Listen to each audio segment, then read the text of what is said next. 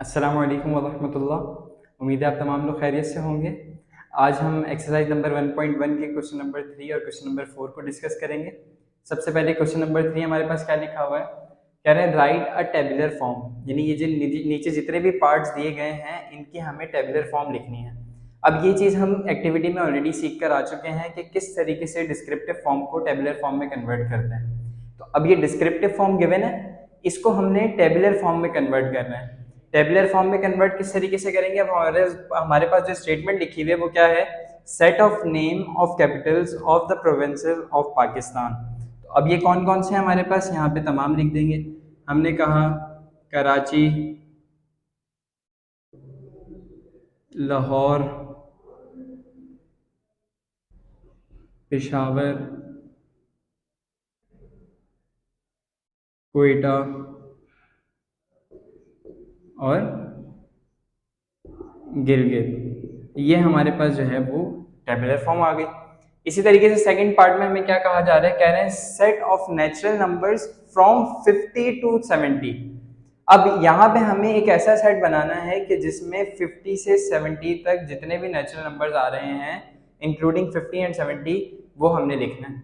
तो अब क्या होगा, अब हमने यहाँ पे क्योंकि टेबुलर फॉर्म में कन्वर्ट करना है, यहाँ पे कर्ली ब्रैकेट ओपन किए, 50, 51, 52, 53 और इसी सीक्वेंस में जाते रहेंगे कहाँ तक, 70 तक। तो अब इसी सीक्वेंस में यानी 50, 51, 52, 53, 54, 55, 56 और इसी सीक्वेंस में यहाँ 70 तक के इस सेट में एलिमेंट्स मौजूद हैं। अब तीसरा पार्ट क्या कह रहा है, कह रहा है set of first 10 natural numbers exactly divisible by 2, यानी हमें फर्स्ट 10 नेचुरल नंबर्स लिखने हैं। अब सिर्फ यहाँ पे नेचुरल नंबर नहीं कहा, आगे मजीद एक कंडीशन लगाई है, कह रहे हैं एग्जैक्टली डिविजिबल बाय 2, यानी वो डिविजिबल हो किससे, 2 से, यानी 2 के टेबल में आते हो। तो हमने कहा 2 के टेबल में शुरू के 10 कौन से नेचुरल नंबर्स आते हैं, 2, 4, 6, 8, 10, 12, 14, 16, 18 और 20। अब इसको काउंट करने, क्या ये 10 हैं, 1, 2, 3, 4, 5, 6, 7, 8, 9, 10। तो ये हमारे पास फर्स्ट 10 नेचुरल नंबर्स हो गए जो कि डिविजिबल होते हैं, यानी जो एग्जैक्टली डिविजिबल हैं 2 से। फोर्थ पार्ट कह रहे हैं set of letters in the word Pakistan. अब इस पाकिस्तान में ये जो वर्ड पाकिस्तान है इसमें जो लेटर्स लिखे हैं इसका सेट। तो अब हमने कहा कि टेबुलर फॉर्म के लिए क्या करेंगे, हर एलिमेंट को, हर लेटर को इंडिविजुअली लिख देंगे। तो क्या होगा, P, A, K, I, S, T, N। अब आप बोलेंगे कि ये ए क्यों नहीं लिखा, अगर हम इस ए को दोबारा लिख देंगे तो फिर ये सेट की डेफिनेशन के अगेंस्ट हो जाएगा। क्यों, क्योंकि हमने शुरू में पढ़ा था कि जो सेट के एलिमेंट्स होंगे, जो ऑब्जेक्ट्स होंगे वो क्या होंगे, वो डिस्टिंक्ट होंगे, यानी रिपीट नहीं हो रहे होंगे। तो अब अगर एक मरतबा आ गया तो फिर हमें इसे दोबारा लिखने की जरूरत नहीं है। एक एलिमेंट एक सेट में एक ही मरतबा आता है, वो बार बार रिपीट नहीं होता। अगर रिपीट होगा तो ऐसी सूरत में वो सेट नहीं कहलाएगा। 5 पार्ट, अब ये आप लोगों ने खुद करना है, हर किसी ने अपने अपने एतबार से लिखना है कि उनके स्कूल में जो मैथमेटिक्स के टीचर्स हैं वो कौन से हैं। अब मैं मिसाल के तौर पर मिसाल दे देता हूँ आपको, यहाँ पे कह रहे हैं set of mathematics teachers in your school. अब यहाँ पे आप लिख सकते हो जो भी आपके स्कूल में मैथमेटिक्स के टीचर्स होंगे आपने उनके नाम इधर सेट में लिख देना है। और जैसे मैं लिख देता हूँ यहाँ पे मुकर्रम, असद, जुबैर, ठीक है।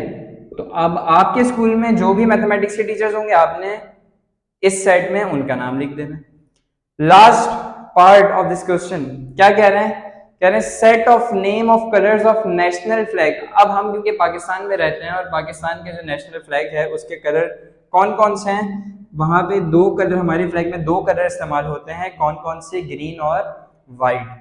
तो हमने यहाँ पे लिख दिया ग्रीन कॉमा वाइट, ठीक है। तो ये है हमारे पास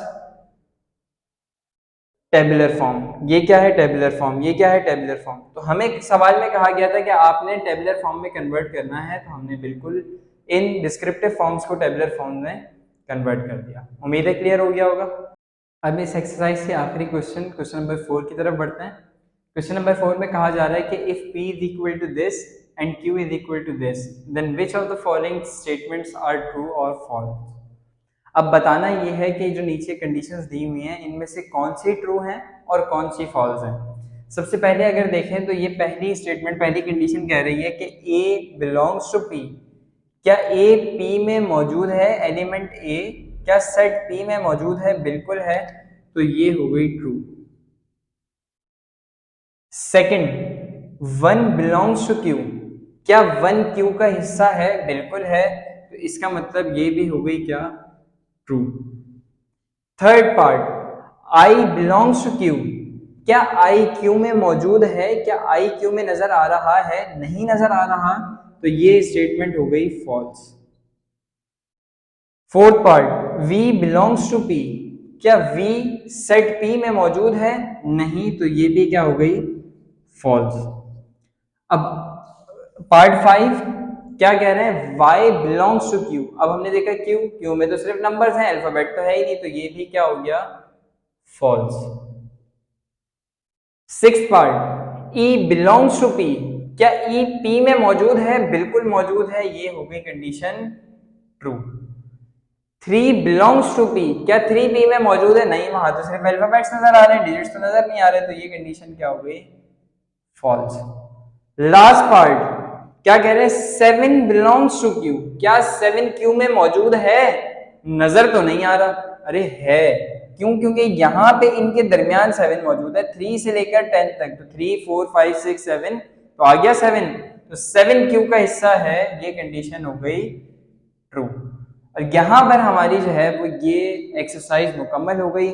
जल्दी से इसको समराइज कर लेते हैं पूरी एक्सरसाइज को। सबसे पहले हमने सेट की डेफिनेशन पढ़ी।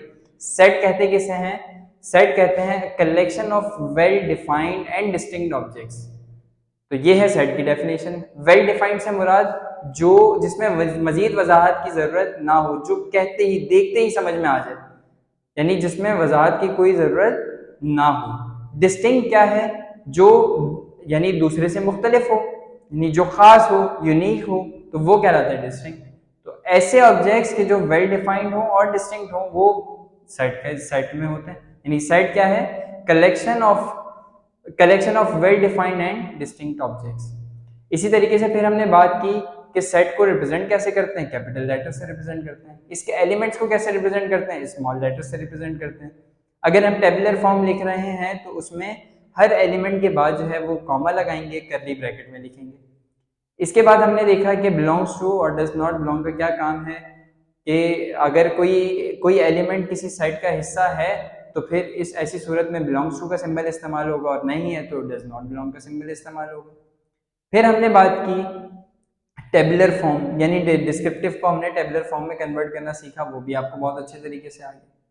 तो ये चंद चीज़ें जो है वो हमने इस चैप्टर में, इस एक्सरसाइज में सीखी। उम्मीद है आपको सारी चीज़ें क्लियर हो गई होंगी।